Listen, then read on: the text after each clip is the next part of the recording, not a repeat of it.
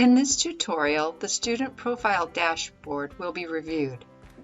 You can access this dashboard either through the right side panel Data View and Solutions or via the link on the Orange Coast College portal page.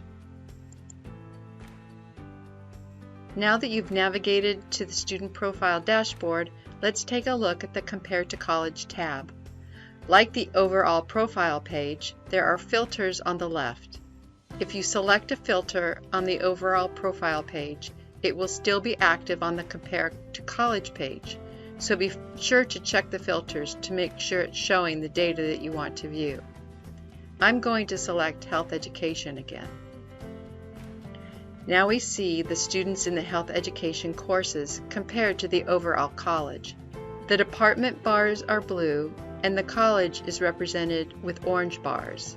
The data shows that in 2021, there was an overrepresentation of Asian students as compared to the college at large, and an underrepresentation of Latinx students. If I look at the gender comparison, I see there is an overrepresentation of females in the department courses, and the students are generally younger than the college average.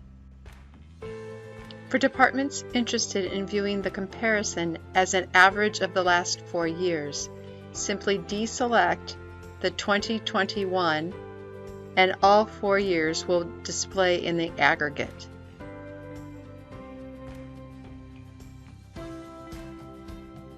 While the second page contains comparisons of the department to the college in the areas of race, gender, and age, it does not show the comparison of special populations, program of study, or educational goals.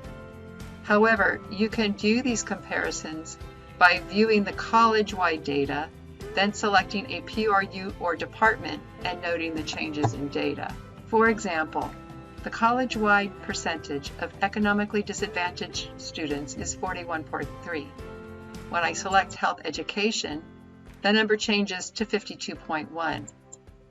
Veterans changes from 1.6 college-wide to 1.8 in Health Education.